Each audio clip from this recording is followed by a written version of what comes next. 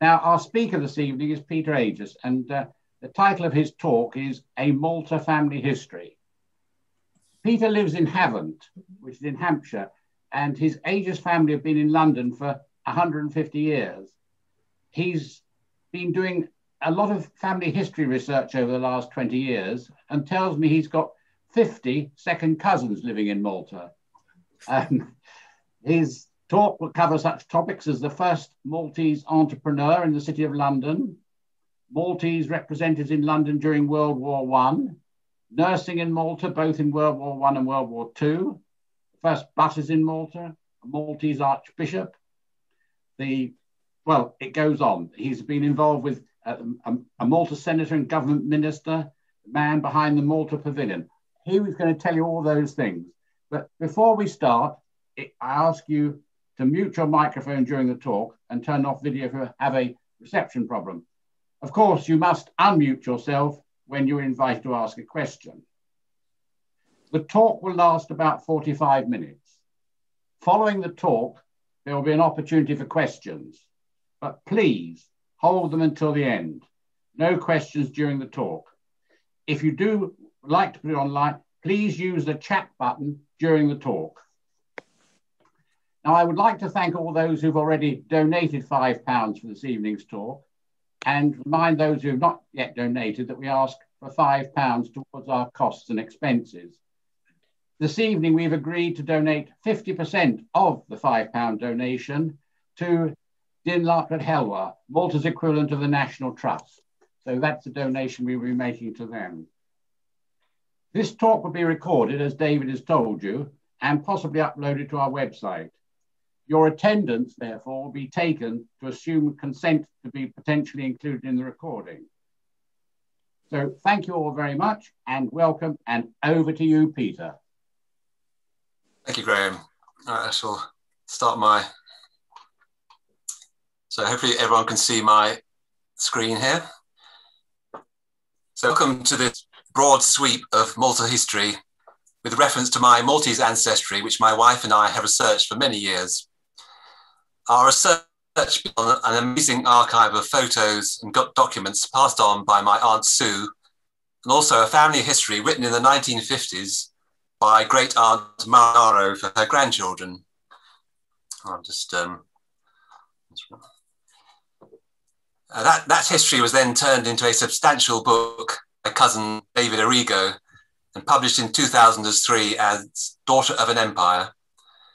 I worked closely with David at the time to list at the back of the book all the descendants of our great-grandfather, Edward Tancred Agius. In 2003, that number stood at 303, and with later additions and births, we are now on 417 descendants. And since then, we have researched the family connections extensively, especially during the World War I centenary. And we have discovered many more distant cousins along the way who've helped us to fill the gaps. I run two family Facebook groups, one for Agius and another for Samut, and I make it my business to welcome newly discovered cousins and friends of the family to these groups. And I make sure everyone knows how they connect and give them an awareness of our intriguing family story. And I've already seen a number of cousins and friends with us this evening, and I'll be mentioning some of you in my talk as I get to that part of the story you have helped me with. And those of you familiar with the Maltese pronunciation of names will have to excuse me for saying names the anglicised way. So we've always been Agius rather than Agius in England, and I'll say Muscat rather than Musca, and Samut rather than Samut. Of course, Malta being Malta, with such a small population, my two sets of cousins are very much intertwined, and if not connected by DNA or marriage, they've all known each other in the same social circles for generations, with many who are just long-time family friends going back 100 years.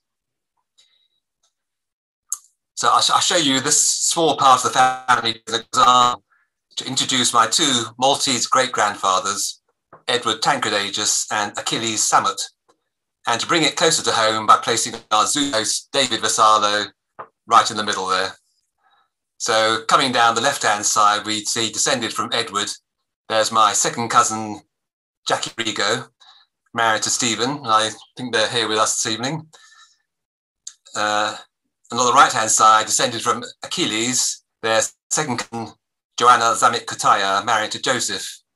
And in the middle, there's Peter, who was with us last time. I'm not sure he's with us this evening. And Louis, David's father. Son of Jackie, and Jack is Mark, who is also here with us this evening. And he's my main point of reference for the cousins living in Malta, if I want to get him to look up ending for me in the Malta archives. And I have an extra connection to Mark in that we were at the same school and house, downside in Somerset, but 13 years apart. And I believe he has an old school friend with him this evening, and we were all in the same house, a bit different years apart. And I put on the old school tie, especially for him this evening. So on that note, Judy welcomes Stephen and Mark and Jackie to here with us this evening. So my story centres on Edward Tancred Agius, fondly referred to in the family as ETA. I will detail his life going backwards and forwards and sideways and show how he was significant in terms of the representation of Malta in England 100 years ago, and why we came to be known by family and friends in Malta as the London Agiuses.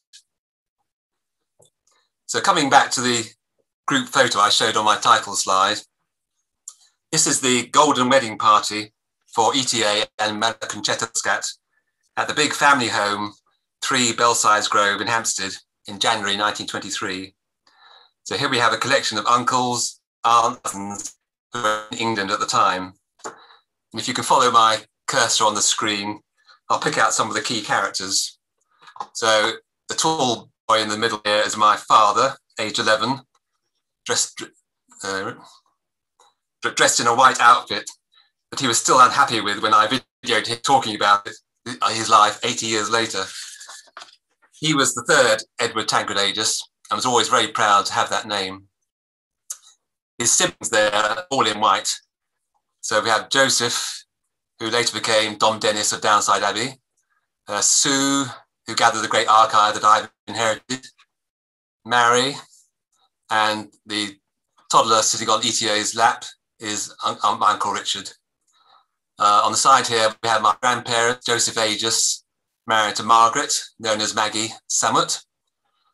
Behind her is Uncle Arthur, who I'll come back to when I talk about World War I. Then the back row here, we have Harold Cassar. He was the first Maltese Rhodes Scholar to Oxford. He was at Exeter College, Oxford, as was great Uncle Alfred over here. And I followed in their footsteps to Exeter College 50 years ago in 1971. Tancred in the middle here became the second Dom Ambrose Agius, and he was another monk of Downside Abbey and later transferred to Ealing Abbey, where he dies and is buried in the grounds at Ealing Abbey. Here is Mari Denaro, who wrote the family history that David Arrigo published. And she was married to Frank Denaro and living in Malta, but she was a frequent visitor to see the family in London all her life. Her youngest son in the front here is Arthur, who was at Downside Junior School at this time. He was killed in action in Holland in 1944, not long after Operation Market Garden. And at the back row here, we have his elder brothers, twins, Wilfred and George Denaro. They had been at Downside School during the war years and had to negotiate the difficult journey from Malta to the south of France, avoiding being torpedoed by German submarines. On the left, we have Charles Muscat, nephew of Maria Concetta and grandfather of Anne, who's here with us this evening. And I'll be talking about Anne's great-grandfather Joseph and great-aunt Mary later.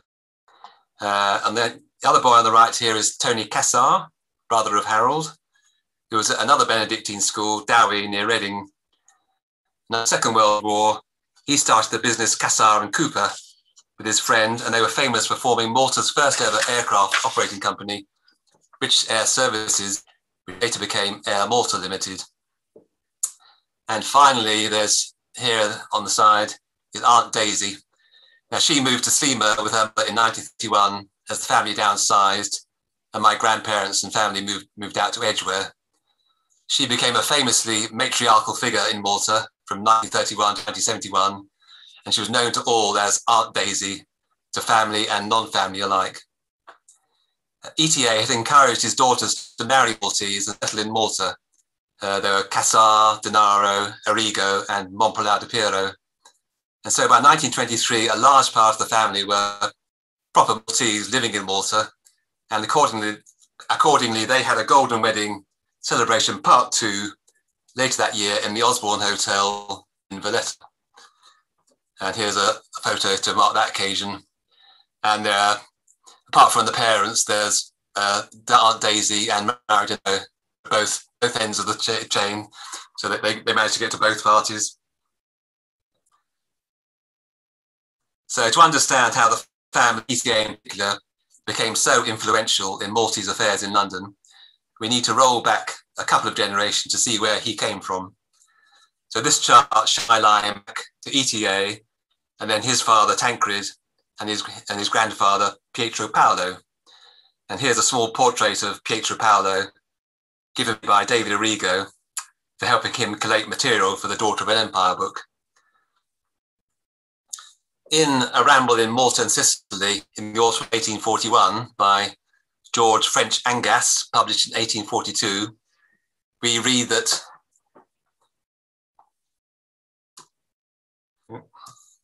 on arriving in Malta in 1841, he first stopped at the store of Pietro Paolo Agius to send a letter back to England to say he'd arrived safely.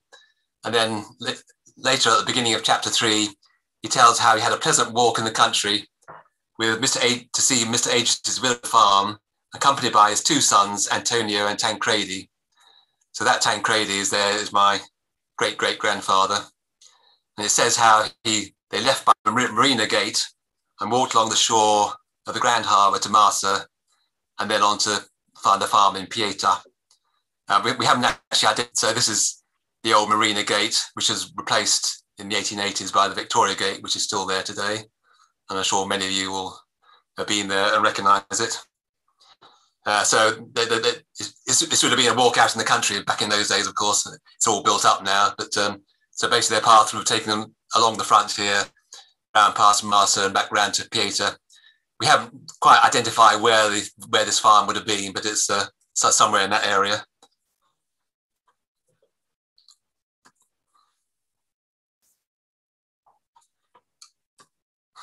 So we know that Tancred then moved to Alexandria shortly after, because ETA was born there and baptized in the church of St. Catherine of Alexandria in Alexandria.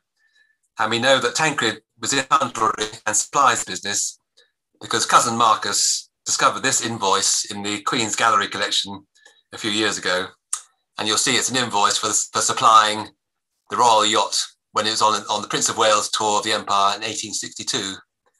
And it tells on here of the business of Joseph Samut, late Tancred Agius, ship's chandler and general commission agent.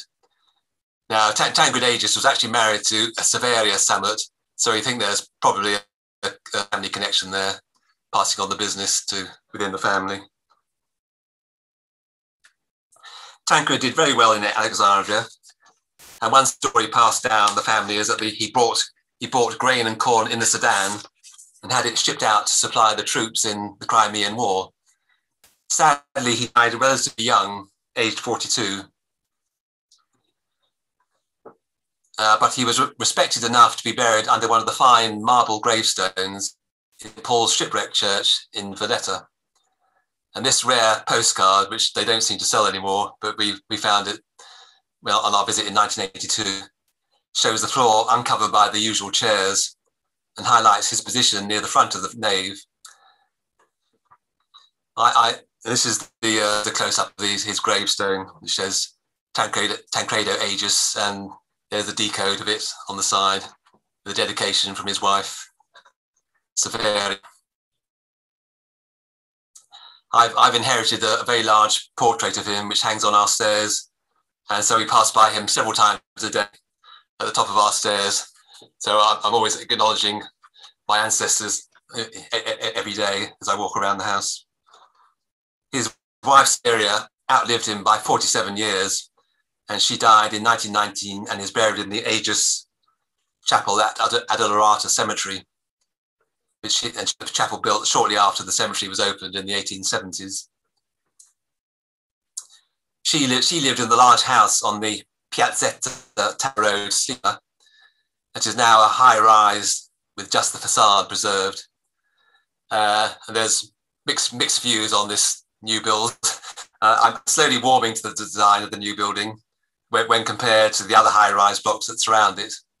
And that's not just because the developer behind it is a third cousin to me. So returning to ETA, he finished his education in Paris in 1866, and in 1868, presumably after discussing it with his father, he decided to make his way in the City of London in coal shipping. Father and son had become aware of the Suez Canal under construction, which was finally opened in 1869, and he predicted that this would lead to a great increase in shipping through the Mediterranean and consequent need for fueling stop in Malta. So ever with an eye for the next opportunity, he determined that it would be a good idea to set up in business in London and ship coal from Wales and Yorkshire all around the world, and especially to the Mediterranean and Malta. So at the same time, the parents determined that his younger brother, Alfred, should have an English education. And so it was that Edward and Alfred arrived in England September 1868, the first Agiuses to settle in England. Edward left Alfred with the Benedictine monks at St. Augustine's Abbey and School in Ramsgate and set off for the city aged 19. And we have in our archive his admission card there on the left to the Baltic Exchange in Threadneedle Street, dated September 1868. And then on the right-hand side, we see his formal admittance as a member, dated 1st of April, 1869. And that's why we can say we've been in London for 150 years. Quite what the city gents thought of this 20-year-old Maltese entrepreneur is anybody's guess, but it's likely that's when Agius changed to Agius. His father Tancred died in 1872, and Edward became head of the family. So while sorting affairs in Malta, he met and fell in love with Maria Concetta Muscat, who was a good friend of his sister Julia, who was still then in Malta with his mother Severia. She was the daughter of Carlo Maria Muscat, a significant member of the banking community in Valletta. He was a member of the elected government council in the 1860s and later president of the Chamber of Commerce, and this fine portrait hangs in their gallery of past presidents. He owned and lived in the big house on Republic Street, then called Strada Reale. It is now the La Valletta Club. So Edward and Maria married in January 1873 in the church commonly known as St. Catherine of Italy, but more properly St. Catherine of Alexandria, which is just by the Castile Square.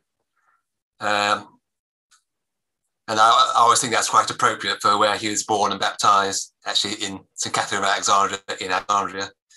So they had a big reception in the Muscat family home on Strada Reale. And then ETA took his bride back to Chiswick to start his married life. And he's basically stayed in London for the rest of his life, but with frequent visits to Malta for the next 50 years. So they soon moved to Hampstead and started to make their way in the city, as well as in the Catholic social circles of Hampstead and beyond. So first partnership with others, he then set up Ed T. Agius Limited, coal shipping in Lime Street, with offices all around the world. Most famously, he photoed Lascaris Wharf, the Custom House, or the Baraka Lift between 1895 and 1930, shows the company name on the building there. And in this photo of the arrival of Edward VII at the Custom House in 1903, I like to think there's some family balcony there looking on the scene below. So all this time, so what had become of his brother Alfred while ETA was growing the business? Well, after leaving school in Ramsgate, he joined the monastery and became Dom Ambrose Agius of St. Augustine's.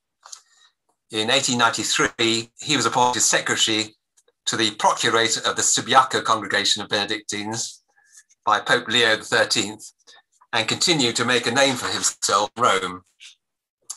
In 1904, Pope Pius X made Ambrose his apostolic delegate in the Philippines, at the same time consecrating him as titular Archbishop of Palmyra. Ambrose then settled in Manila, stopping to have a tour of USA, which included a dinner with President Theodore Roosevelt to discuss the Philippine affairs while on his way out to the Philippines from London. So at the same time, with this the connection to the Holy See, ETA was made a lay chamberlain of. So this is the photo of the Ambrose's consecration as Archbishop in the Church of Santa Maggiore in Rome, and here he is with his mother Severia to the left and ETA on the far left, and on the right hand side of the photo there's his sister Julia and his younger brother Edgar. So this is Ambrose in his Archbishop's regalia in the Philippines. So as I say, ETA was made a lay chamberlain of the Sword and Cape in 2004 at the same time, a job which involved waiting on the Pope for 1 week a year, and this only added to his reputation in London. So we know what colour this uniform was because I actually have it in my possession, including the sword, and knowing the colours, Richard Steddle, who will talk to us later, very kindly coloured in the photo for us. So that's probably quite a good representation of how he would look. Well, I tend to think he probably would have darker hair than that, but the uniform is the right colour. So I have what we call the papal sword, and this gets pulled out for all weddings, christenings, and big family, big birthday parties where we have a cake to cut. So we start to brandish the papal sword around, much to everyone's amusement. So that's my wedding in 1977 and my daughter's wedding in 2012. So he became a spokesman and representative for the Maltese government in London. And number 3, Silas Grove, which you can see here, became open house on the Sunday afternoon for any Maltese visiting London, not only to check out eligible suitors for his daughter, but also to keep tabs on the politics and business affairs between Malta and London. He and Maria spent months of the year in Malta, leaving the boys at the bottom of the family in the care of nannies or the elder sisters still in London, or the monks at Downside School. In the years before World War I, Edward continued to try out different ventures in addition to the coal shipping. One was in oil distribution with St. Paul Petroleum Tanks Limited. We have yet to establish exact locations where, but it seems the tanks were based on the Corridor wharfs opposite Marsa and also on Manuel Island. But he had to sell his major interest in oil under pressure from Esso and Rockefeller in America. Another short-lived enterprise was his introduction of the first buses in Malta in 1904. Sorry, I was just so yeah, this is the part of his reputation in as being representative of Malta in London. He was one of the Malta representatives at the coronation of George V in 1910, and this is a photo of him with Oreste Grek Mifsud and Edward Sabornier assembled just before the coronation in 1910. And this is we also have his official invite to the coronation. This is quite a document. It's actually about 1 foot by 1.5 feet and came in a very large envelope back in 1910. And I have that in my possession. So coming back to the buses then. So Commercial Motor Magazine in 1904 and 1905 tells us how the business came about. Now ETA arranged to have buses you see here shipped out from Thornycross in England. He worked with his brother-in-law Joseph Muscat, who looked after the Malta end of the operation. And Joseph is seen here on the top deck, and he is father of Charles, who is in our golden wedding photo, and great-grandfather of Anne, who's here with us this evening. And at this point, I'll quickly introduce Richard Steadall, who's an Englishman working in Malta on the Memoria project with the National Archives, special reference to the buses. So he was aware of the names behind the first buses, but not the detail of their lives, especially ETA, until we first came across it a few years ago. And he's very kindly given full credit to ETA and Joseph Muscat in exhibitions, online videos, and radio interviews. And I shall ask him to give us a brief word about the Memoria project and the Malta Bus Archive at the end of my talk. So for various reasons, first buses didn't last more than a year or so, but ETA still managed to keep up his high profile lifestyle. And he's also noted, so he's representative of Malta on several occasions, and particularly he is representative of the government at the Jutland Memorial Service in Westminster Cathedral in 1916. So in the years before World War I, Edward was content to see the business thrive and look after his growing family in London and Malta. Edward and Maria had 15 children in the 22 years, 1874 to 1896, 6 girls and 9 boys. And it so happened that 5 of the girls were in the top half and 5 of the boys were numbers 11 to 15. And I'll have more to say about the 5 boys in a moment. The 3 boys in the top half died young. Charles in infancy, Jack tragically fell down an unguarded lift shaft in Glasgow, aged 7, and the second Edward Tancred Agius, married in 1900 but died 4 years later, aged 29. And so it was that my grandfather, Joseph, at number 9 in the pecking order, became the eldest living son and set to take on the business in due course. As I said, his elder sisters were encouraged to marry Maltese and settle in Malta. And in 1900, the first grandchild, Vera Cassar, was born in Malta. The Cassar, Arrigo and Taro families started to grow in Malta, while the 5 boys at the bottom end were still at Downside School. In 1909, my grandfather, Joseph, went to Malta to visit his sisters, where he met Maggie Summit and immediately telegrammed ETA asking for permission to marry Miss Summit. He was ordered home forthwith, but after due consideration and some negotiation with Maggie's father, Achilles Summit, he was allowed to return to Malta in the autumn to marry Maggie in St. Patrick's steamer. This wasn't totally out of the blue because ETA and Achilles had met many times in London, while Achilles was serving with the Army Ordnance Corps at various locations around England, but especially at Woolwich Arsenal. And we know that Achilles and his wife Enrichetta Tagliaferro were at a civil wedding party in 1898. By happy chance, Archbishop Ambrose was making his only trip to Europe in the summer of 1909 to discuss church affairs with Pope Pius and to see family in Malta and London. So the wedding was timed to coincide with his visit, and my parents had the honour of being married by an archbishop, Joseph's uncle. So Archbishop, bride and groom then travelled to London, where they had the celebrations at the Grove. And Joseph and Maggie set up home in Downside Crescent, Hampstead, not far from Belsize Grove, if you're familiar with Hampstead, where my father and 4 siblings were born.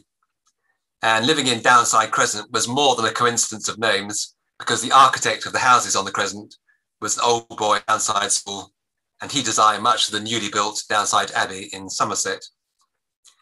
So ETA would often go to St. Dominic's on horseback, and it took him, that's another photo of my grandparents' wedding with Aunt Daisy and Maggie Mary as bridesmaid, and first cousin to my grandfather, Joseph Louis Muscat, his best man. Another group photo of the wedding. So coming back to, so ETA would go to St. Dominic's on horseback, and his route took him along Downside Crescent. And here's one occasion when he used to give my father a ride on his way back from Mass one Sunday morning. So these are the houses in Downside Crescent, which you can still see to this day.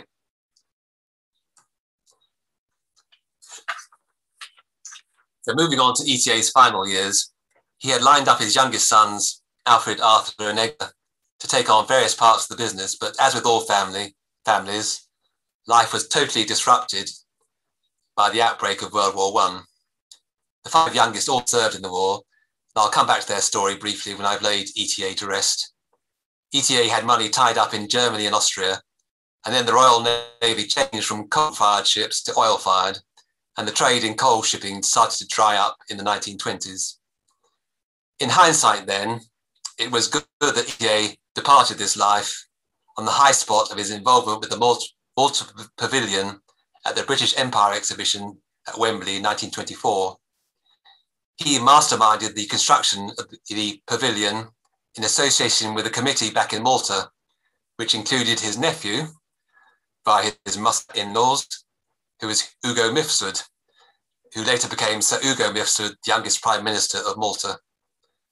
And I've gathered every snippet of info I can find about the pavilion on the webpage on my family website. And if you Google Empire Exhibition Malta, you will be taken straight there. So here are some unique photos showing ETA actually inside the pavilion and leaving it. And there's Daisy and Wilfred Denaro and an unknown behind him there on the photo on the right. So Major Albert Abela, in his book, A Nation's Praise, Malta, People, Places and Events, Historical Sketches, writes, Lord Grenfell, a former governor of Malta, then in his 84th year, was largely instrumental in promoting the Malta Pavilion. It was described by the Daily Malta Chronicle of January 28, 1925, as one of Malta's tiny geniuses at Wembley. It was Grenfell who had laid the foundation stone of the Malta Pavilion, and Dr., later Sir Ugo Mifsud, was local chairman of the Special Exhibition Committee, while Edward Tancred Agius, president of the Malta Association in London, was appointed commissioner for Malta at the exhibition. The Malta Pavilion had its own garden with neat paths and flower beds and benches, interspersed with kiosks selling lace and other Maltese products, quite apart from traditional Maltese refreshments. The overall effect of the magnificent pavilion and its well-laid-out garden was to turn that cherished spot at Wembley into a little Malta. In May, the pavilion was visited by King George and Queen Mary with Queen Anna of Italy. And you see here the Queen's being presented with bouquets by my aunts, Mary and Sue. Sadly, ETA became terminally ill during the months of the exhibition and died in September. And after the funeral in St. Dominic's, Hampstead, they had a memorial mass in the small oratory that ETA had arranged to be constructed just across the way from the pavilion, and all the family in London at the time were present at that occasion. And as I say on my Malta Pavilion webpage, he was ever the promoter of all things Maltese from the moment he arrived in London 1869 to his passing in 1924, and leaves behind a diverse legacy of over 400 descendants spread all around the world, mainly in England and Malta. Moving on then, just very briefly to wrap up, before I talk about the great uncles and cousins in World War I, I'll introduce my other Maltese great grandfather, Achilles Sammet. He and his brothers were all in the military, either the British Army or the King's Own Malta Regiment. Achilles was in the Army Ordnance Corps. And in the 1890s, just quickly, I should say, he was married to Enrichetta, the great tribe of Tagliaferro, who had connections to Biagio Tagliaferro, who was one of the first bankers in Valletta back in the 1830s. And but basically all the Tagliaferros I've come across in my researches in Malta are DNA connected to me. And I welcome here this evening John Sammet Tagliaferro, who's on that Tagliaferro tree, and has given me helped me to fill in lots of gaps in recent weeks and months as we connect to our Sammet and Tagliaferro with his Sammet and Tagliaferros. So to bring it more locally closer to home, in the 1890s, Achilles was commanding officer of Tipner Barracks at the end of Portsea Island that has Portsmouth and Southsea. And my Aunt Lena is noted on her birth certificates as being born at Tipner House, the commanding officer residence next to the barracks. And this is an old aerial photo I managed to find of the of the house, the commanding officer's house on to the barracks. This is how it lies under the M275 extension down to Portsmouth. It was demolished just after the Second World War. The next child, Uncle Lenny, was born in the house they had in Southsea. Achilles was then commanding officer at Woolwich Arsenal, where the last child, Uncle Frank, was born. In 1905, he retired to Sleamer, where they lived on the house on Tower Road opposite the Forteza house on the end here. That's where my grandmother was married from. And he named it Southsea House after his time in Southsea, Hampshire. And although the original house is long gone, it's pleasing to see that the apartment block that's still there is still called Southsea House. And I don't suppose the residents who live there know why it's called that. And there's another house in Sleamer side street that's belonged to Achilles that is still called Tipner House. Achilles volunteered to serve again in World War I, and after a time as newspaper censor in Malta, he did more duty in England. On his second retirement and journey back to Malta in September 1918, he was on a ship that was torpedoed in the Bay of Biscay that sank within 4 minutes. Yet most of the crew and passengers survived in 5 lifeboats in high seas overnight before being picked up by the USS Talbot. Until 2014, all we knew was the name of the rescue ship. But with the free help of the US Naval Archive, who sent me the log of the Talbot for those days, I not only been able to identify the name of the ship that was lost, SS Tasman, the location, marked on this map here, the number of the German submarine, and the list of all the survivors. Also covered the detailed diary of a missionary who was on board, traveling to Asia via the Suez Canal. So these are photos of the Tasman, which was lost, and the US naval boat which rescued them. And this is a photo in the background here is Achilles shortly after being rescued, looking rather bewildered in the back row there.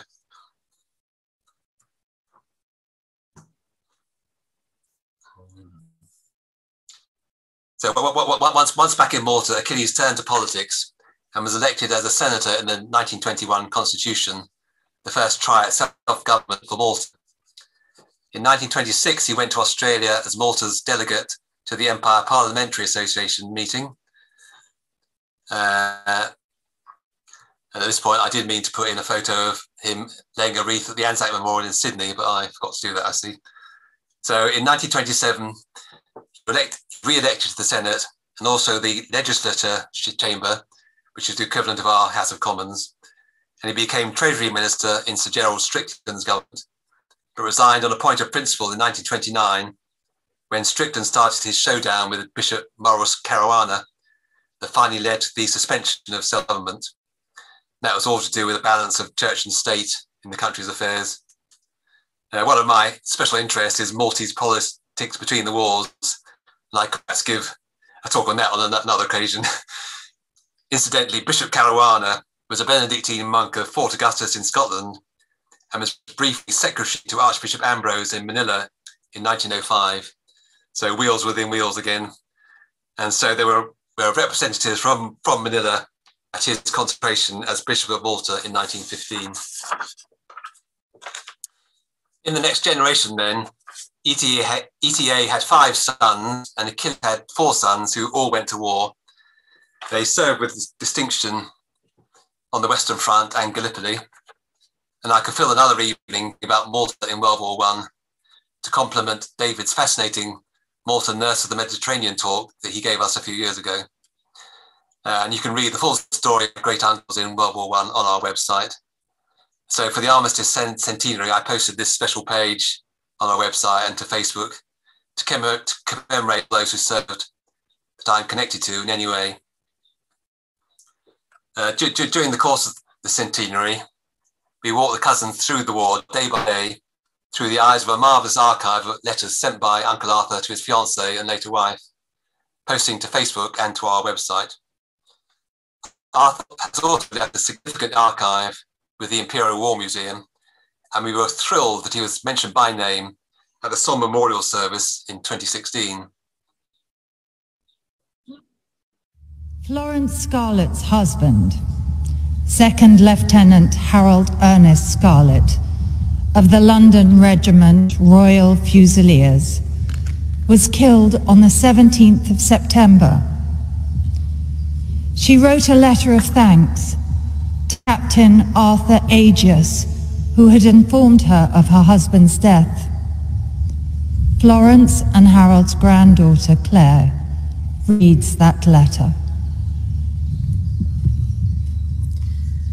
Dear Captain Agius, I wish to take this opportunity to thank you. So after that, I did actually get in touch with that granddaughter, and she told me she made a special effort to say Agius the way Arthur would have said. We're also very proud of the fact that in A.E. Avila's book, Malta's George Cross and War Gallantry Awards, all the great uncles who earned MCs in the First World War are mentioned. And so, although they're not strictly Maltese, being born and bred in London and only ever visiting Malta for a few months of their lives, we're very proud of the fact that they are listed here. So of the 9 awards given in World War I, to those I'm directly related to. So there's great uncle Alfred there, a cousin Alfred Gatt, Charles Muscat, which is Anne's grandfather, first cousin to my grandfather, Uncle Arthur, and Uncle Arthur Samet. And then William Parnis is another Samet cousin to my grandmother. And down there's other Ages who I haven't connected to yet, but I think there is some connection somewhere. So Arthur and Alfred were in the 1/3 London Regiment, and by happy chance were stationed in Malta at the Mtarfa Barracks, September 1914 to January 1915. And on their days off, they would ride down to Slima on horseback to see their sisters and young nephews and nieces. And this is a photo of the officers gathered in the officers' quarters at Mtarfa Barracks. And in the middle here, there's Uncle Alfred there, and on this side, Uncle Arthur. So in 1915, they were moved to the Western Front, where their first action was the Battle for Neuve-Chapelle. Meanwhile, the youngest of the family, Richard, was in the 2/3 Londons and trod a slightly different path.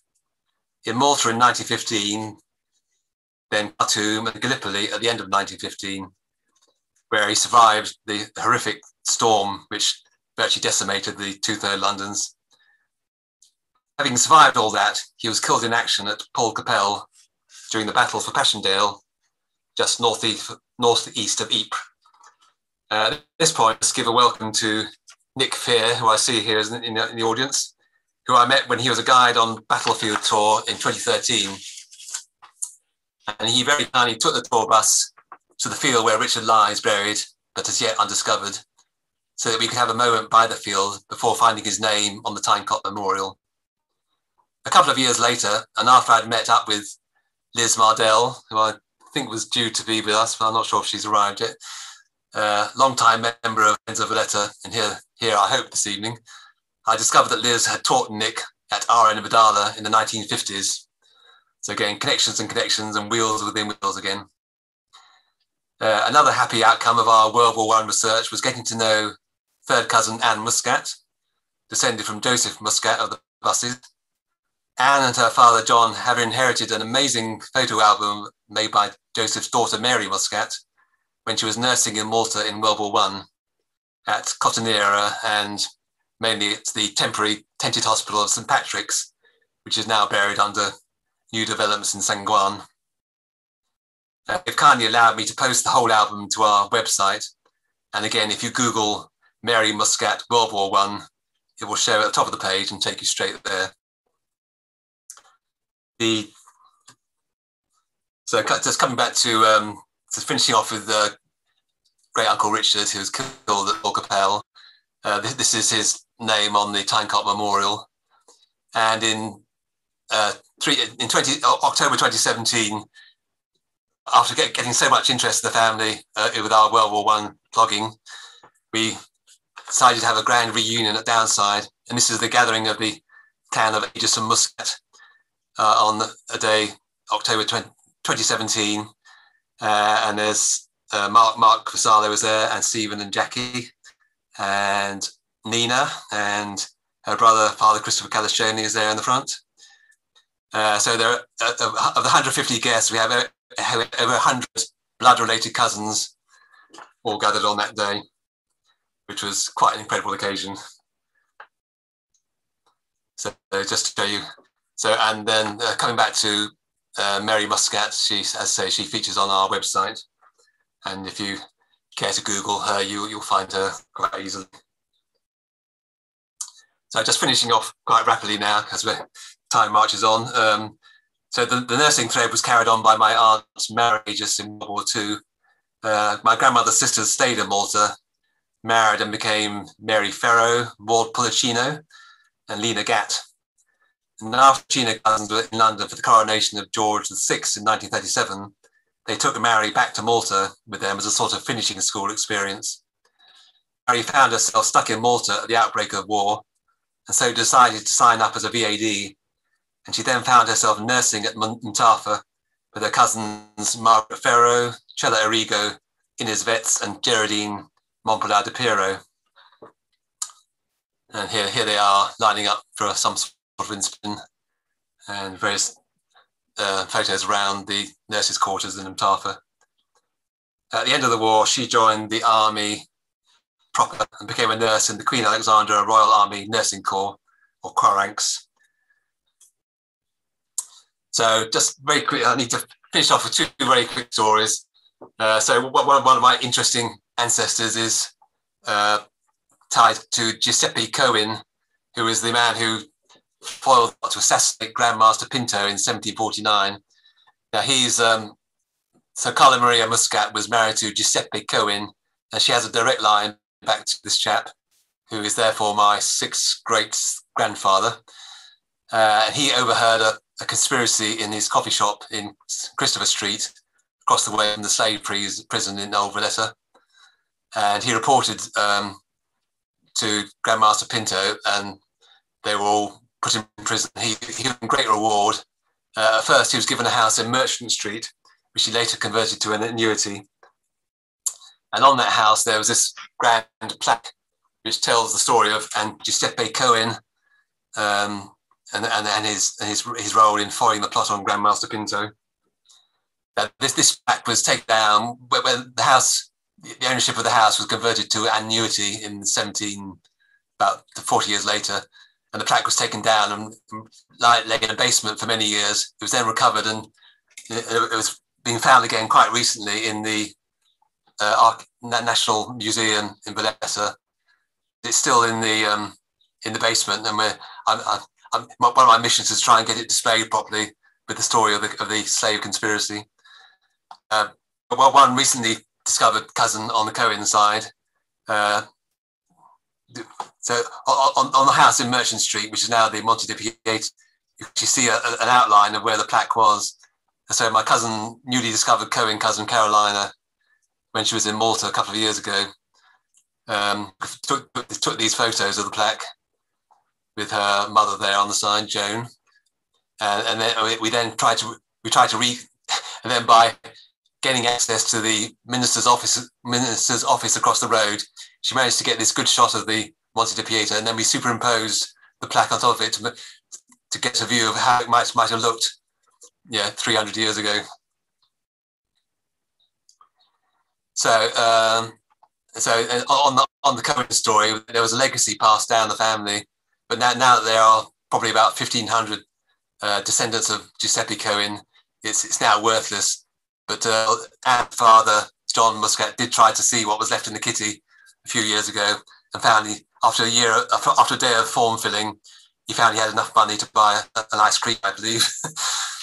So but just for interest's sake, he looked to see what was left in the kitty. So finishing now with my other famous ancestral connection. Achilles' brother was Robert Summit, who is famous for composing the music to the Maltese national anthem. Now, he was a medical army medic, doctor, and famously led the doctors team from Malta to help out after the Messina earthquake in 1908. And he's marked in several ways in Floriana, where he was born and bred. And on the house in his cousin, the house where he was born, Castiglione, has a plaque on the side marking his involvement with the writing of the music for the national anthem. And the old Wesleyan Methodist Church in Floriana is now the Robert Samut Concert Hall in his honour. And on that note, I shall finish with a resounding, with children of Malta singing the Maltese national anthem, which I'm sure you know starts with the words El Din El Alt Helwa, which gets us back to our charity for tonight, where we're donating half our funds tonight to their work. So without further ado, I shall step on to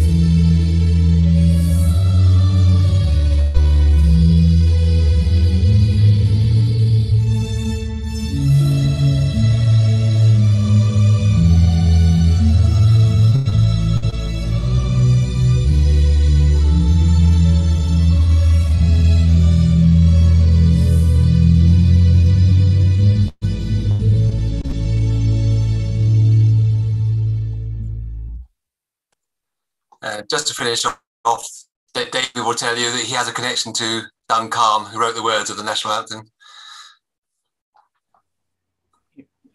You're absolutely right, Peter. Duncalm Saila, my great-grandfather's uncle. Well, anyway, Stephen can correct me exactly on that one. My grandfather's uncle, that's him. Peter, congratulations. What a tremendous tour. Graham Pound, over to you. Peter, excellent. Thank you so much. I'm sure that there's going to be quite a few questions. So can I say thank you? It was excellent. The number of stories you had to tell us was quite remarkable. So are there any questions? Where are you? Yes, Richard. Hello there. Welcome to a very old house in Rabat. Just a very quick one to say, obviously, thank you to Peter for helping with the research into his family's bus operations, which were the very first buses to operate in Malta.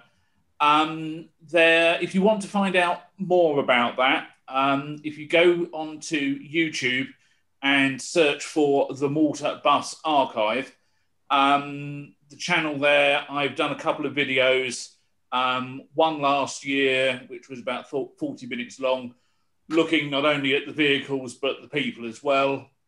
And then a couple of weeks ago, I was on Campus FM, the community radio studio run out of the university here in Malta. And my second session on that show was again talking primarily about ETA's buses and ETA. But if there's anybody that has got connections with, sort of family connections or anything with the Maltese bus industry, by all means do get in touch. If you would like me to do a talk at some point in the future about Malta's bus history and the social side of it, and some of the families that were involved in the early days and bits and pieces, I'm more than happy to do that. One final thing is my day job with the Malta Bus Archives. I work at the National Archives headquarters here in Rabat. One of the things that we hold are the original passport application forms that were filled in whenever people here had passports. From 1916 onwards, they include normally a photograph of the applicant.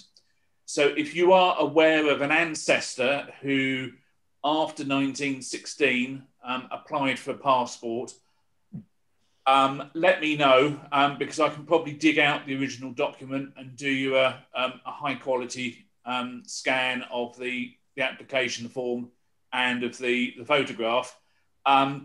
Currently, they're indexed online up until 1939, and then from 1939 up to about 1950, 1951, they're available, but I have to go through the manual indexes. At the moment, there's a 70-year closure period on those, so anything from sort of 52 onwards is currently closed to the public.